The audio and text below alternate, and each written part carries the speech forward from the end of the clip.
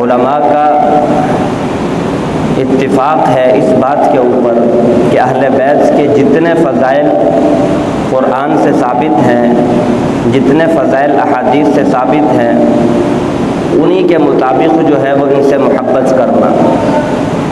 محبت کے اندر افراط اور بغض کے اندر تفرید کا شکار جو ہے وہ خسارے کے اندر ہے۔ اہل بیت سے جتنی محبت اللہ اور اس کے رسول نے بتائی ہے اتنی ہی محبت کرنا۔ اور پھر بعض لوگ جو ہے وہ یہ کہہ دیتے ہیں کہ محبت تو محبت ہوتی ہے، محبت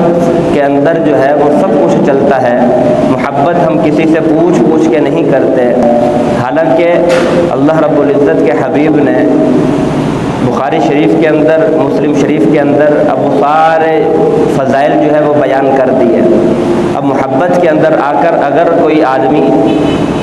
اہل بیت کی شان کو انبیاء سے بھی بڑھا دے گا، اہل بیت کی شان کو آپ صلی اللہ علیہ وسلم سے بڑھا دیا،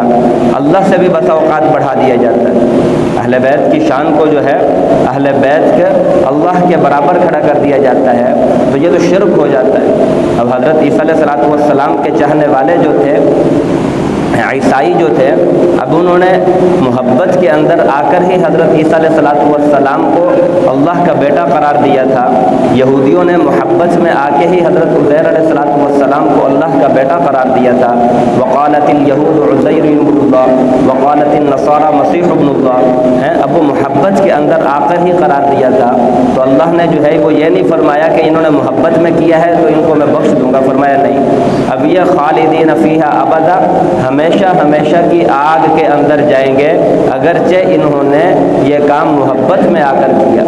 اگرچہ یہ کام انہوں نے تعظیم میں آ کر کیا، لیکن ہمیشہ کی آگ کے اندر جائیں گے۔ انبیاء کے متعلق اللہ نے بتایا کہ میں نے نبیوں کو چن لیا، ان اللہ اصطفیٰ آدم و نوح و ابراہیم سارے انبیاء کو بتایا یہ چنے ہوئے لوگ ہیں۔ ساری کائنات میں، سارے فرشتوں میں سب سے افضل جو مخلوق ہے وہ نبیوں کی مخلوق ہے، اور پھر انبیاء میں بھی سب سے افضل جو ہے وہ آپ صلی اللہ علیہ وسلم کی ذات ہے۔ ساری دنیا کے ولی، ابدال، غوث، قطب جو ہے وہ مل کے کسی ایک نبی کا مقابلہ نہیں کر سکتے، ساری دنیا کے صحابی مل کر کسی ایک نبی کا مقابلہ نہیں کر سکتے،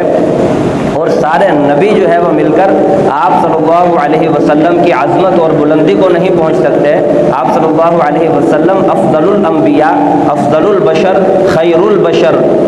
یہ ہے۔ تو اس لیے اب اہل بیت کی محبت کے اندر آ کر اہل بیت کو انبیاء سے بھی بڑھا دینا، اب یہ محبت کے اندر غلو ہے، یہ افراط اس کو کہا جاتا ہے، اور بسا اوقات تو پھر اللہ رب العزت کے ساتھ کھڑا کر دیا جاتا ہے۔ اور اسی طرح بعض لوگ جو ہے وہ بغض کے اندر آ کر اہل بیت کی شان کو اتنا گھٹا دیتے ہیں کہ نعوذ باللہ ممبروں کے اوپر جو ہے وہ سب و شتم، گالم گلوچ دینا اور ان کا بغض جو ہے وہ دل کے اندر رکھنا ہے، اب وہ یہ شروع کر دیتے ہیں۔ یہ بھی جو ہے وہ خسارے والی بات ہے۔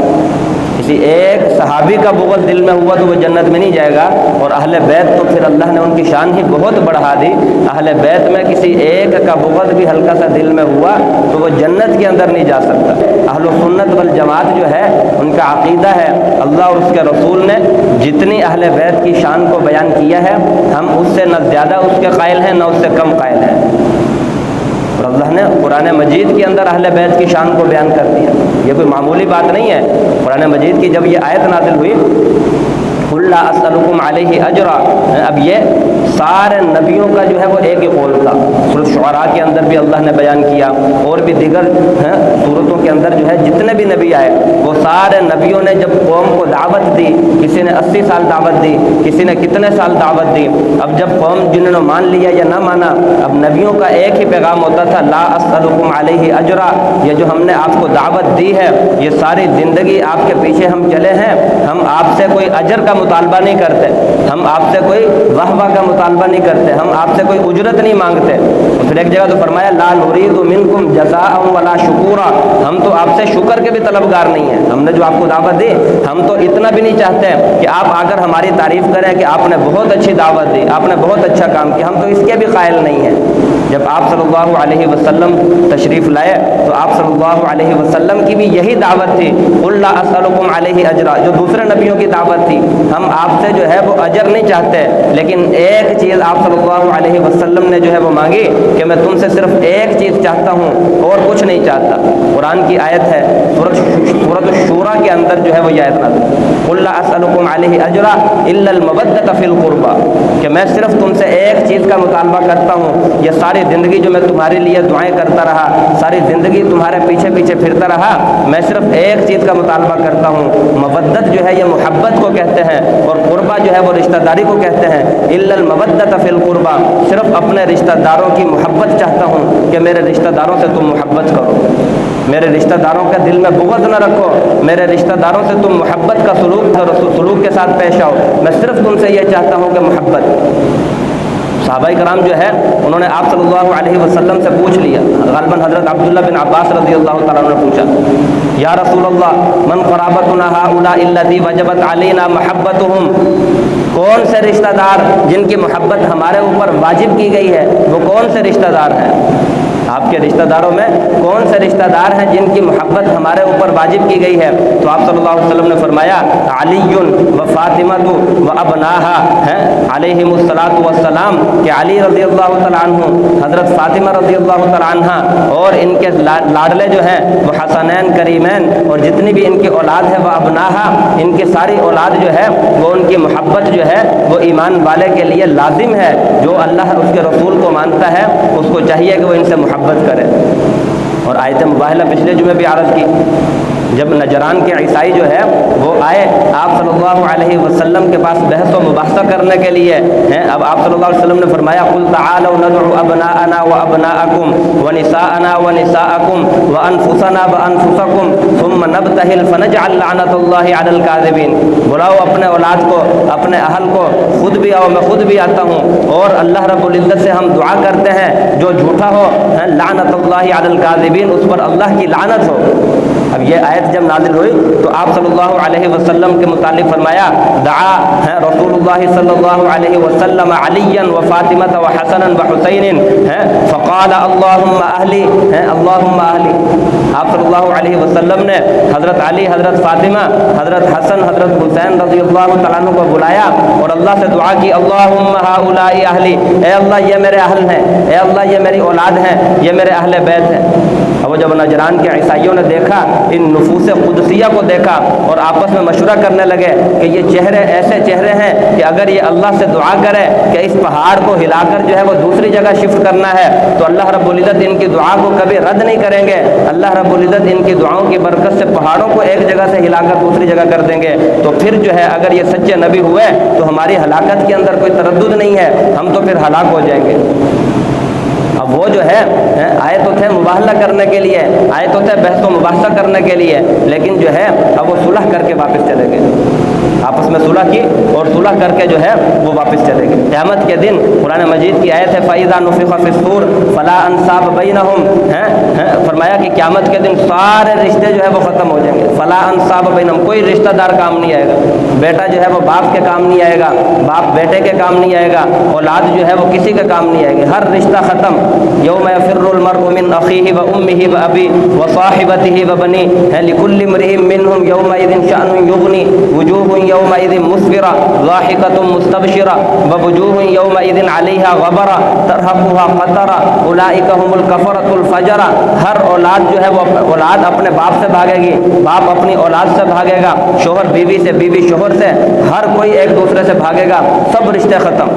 ولا یتساءلون، اور کسی سے کسی کے متعلق سوال نہیں ہوگا،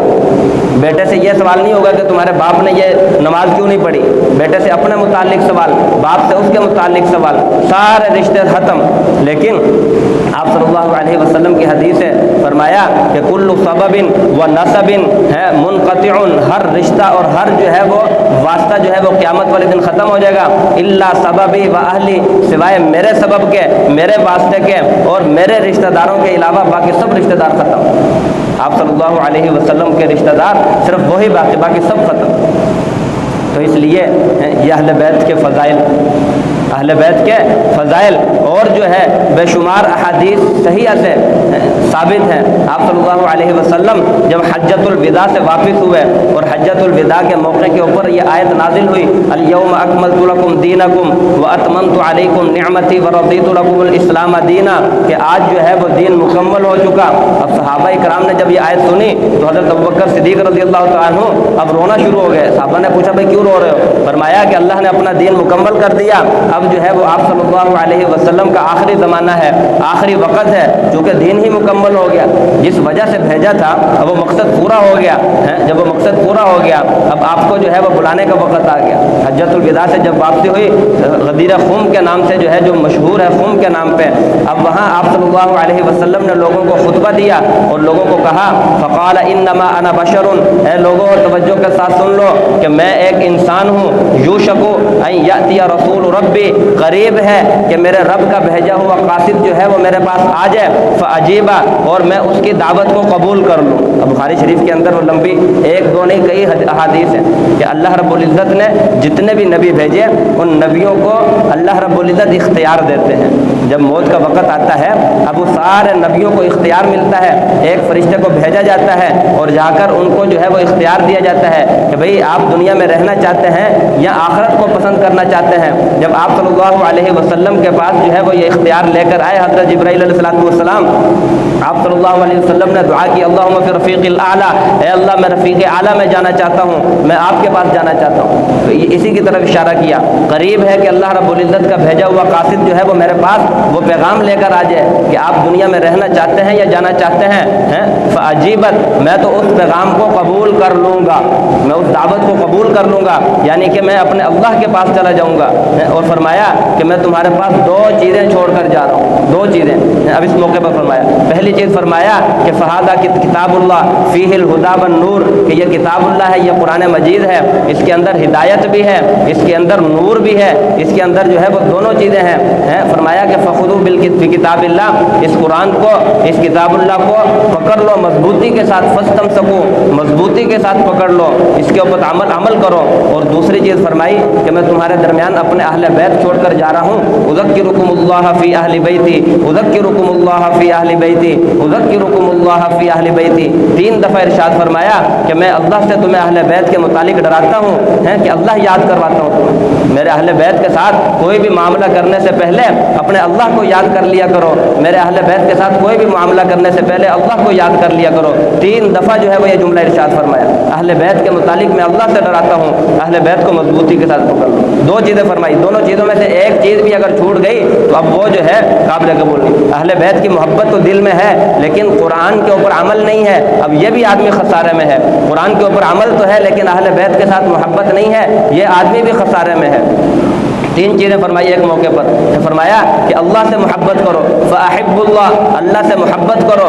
کیوں محبت کرو اللہ سے؟ کہ اللہ رب العزت نے تمہارے اوپر اتنی نعمتیں کی، اتنی نعمتیں کی تم ان نعمتوں کو شمار نہیں کر سکتے۔ وَإِن تَعُدُّوا نِعْمَةَ اللَّهِ لَا تُحْصُوهَا، اللہ کی نعمتوں کو شمار نہیں کر سکتے، غریب ہو امیر ہو۔ فرمایا بارش کے قطروں کی طرح ہر انسان کے اوپر اللہ کی نعمتیں برس رہی ہیں، بارش کے قطروں کی طرح اتنی نعمتیں ہیں۔ کوئی آدمی کے پاس جو ہے یہ اللہ نے ہاتھ دیے، پاؤں دیے، گنوانا شروع کر دے اللہ کی نعمتیں۔ فرمایا کہ وَلَوْ أَنَّ مَا فِي الْأَرْضِ مِنْ شَجَرَةٍ أَقْلَامٌ وَالْبَحْرُ يَمُدُّهُ سَبْعَةُ أَبْحُرٍ مَا نَفِدَتْ كَلِمَاتُ اللَّهِ، سارے سمندر سیاہی بن جائیں، سارے جو ہے وہ درخت قلمیں بن جائیں، تب بھی اللہ کی نعمتوں کو شمار نہیں کر سکتا۔ اس لیے اللہ سے محبت کرو۔ اور پھر فرمایا فَأَحِبُّونِي، اور مجھ سے محبت کرو، بِحُبِّ اللَّهِ، اللہ سے محبت کرنے کی وجہ سے، اللہ سے محبت کرو کیونکہ اللہ نے تمہارے اوپر نعمتیں کی۔ پھر فرمایا پھر فَأَحِبُّونِي، مجھ سے محبت کرو، کیوں محبت کرو؟ کیونکہ تم اللہ سے محبت کرتے ہو۔ اور اللہ رب العزت نے فرما دیا قل ان کنتم تحبون اللہ فاتبعونی یحببکم اللہ ویغفر لکم ذنوبکم، جو آدمی اللہ سے محبت کرنا چاہتا ہے آپ صلی اللہ علیہ وسلم کی محبت لازمی ہے، آپ صلی اللہ علیہ وسلم کی محبت کے بغیر اللہ رب العزت نہیں مل سکتے۔ اس لیے فرمایا مجھ سے محبت کرو کیونکہ تم اللہ سے محبت کرتے ہو۔ پھر تیسری چیز فرمائی فاحبوا اہلی، ہے بحبی، اہل بیت سے محبت کرو اس وجہ سے کیونکہ تم مجھ سے محبت کرتے ہو۔ یہ 3 چیزیں ذکر فرمائی۔ اب ان تین چیزوں میں سے ایک محبت بھی کم ہوگی تو وہ آدمی جنت میں نہیں جا سکتا۔ اللہ کی محبت بھی ہے، نماز بھی پڑھ رہا ہے، پہلی صف کا نمازی ہے، زکوٰۃ بھی ادا کر رہا ہے، حج بھی ادا کر رہا ہے، اور جو ہے وہ سارے صدقات بھی ادا کر رہا ہے، آپ صلی اللہ علیہ وسلم سے محبت بھی ہے، سنتوں کا پابند ہے،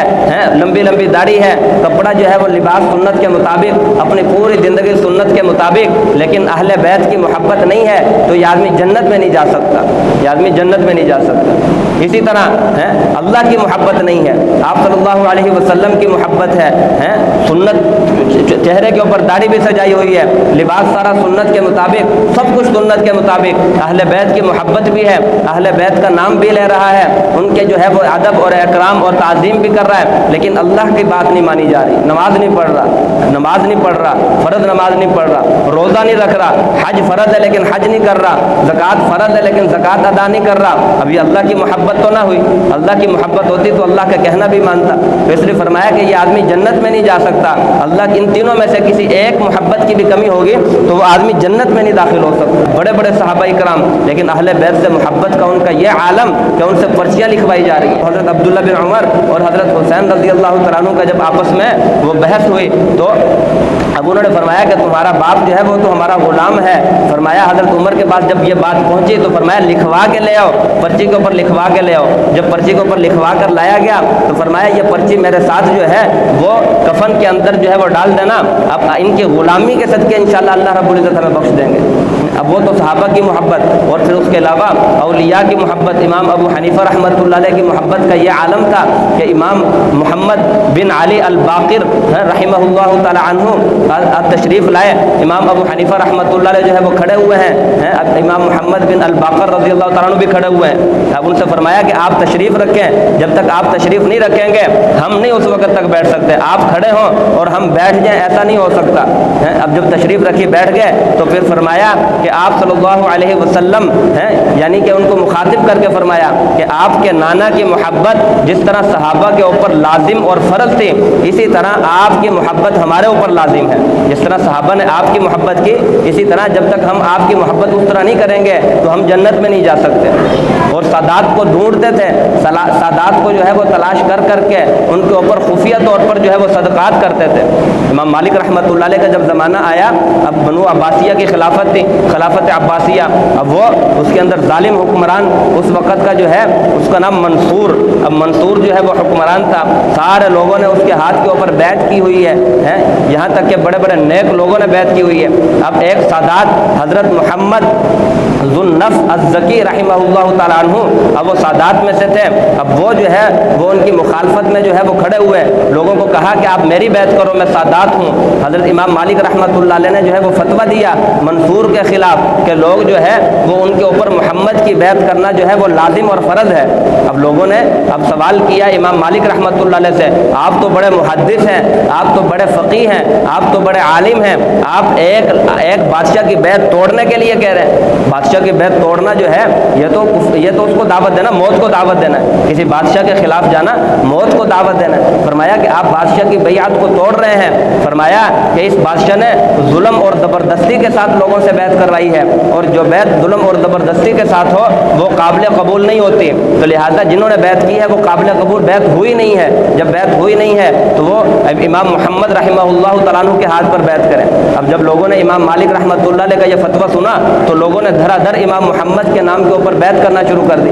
اب حاکم وقت نے جو ہے وہ امام مالک رحمۃ اللہ علیہ کو گرفتار کیا اور طرح طرح کی تکالیف دی اور طرح طرح کی تکلیف، اور بالآخر جو ہے وہ ان کو جان سے ہاتھ دھونا پڑا اہل بیت کی محبت کے اندر۔ اہل بیت کی محبت جو ہے وہ ایمان کا حصہ ہے۔ اللہ رب العزت نے قرآن مجید کے اندر جو ہے وہ 10واں سپارہ شروع فرمایا، وَاعْلَمُوا أَنَّمَا غَنِمْتُم مِّن شَيْءٍ فَأَنَّ لِلَّهِ خُمُسَهُ وَلِلرَّسُولِ وَلِذِي الْقُرْبَى وَالْيَتَامَى وَالْمَسَاكِينِ وَابْنِ السَّبِيلِ، کہ مسلمان جو ہے جو مال غنیمت ان کو حاصل ہوتا ہے ان مال غنیمت کے اندر جو ہے وہ 5واں حصہ جو ہے وہ اللہ کا ہے، اللہ کے رسول کا ہے، اور جو ہے وہ آپ اہل بیت کا ہے، یتیموں کا ہے، مسافروں کا ہے، یہ 5واں حصہ ان کا ہے۔ یعنی کہ اب 2 مال ہوتے ہیں، ہیں، ایک ہوتا ہے مال غنیمت، ایک ہوتا ہے مال فے۔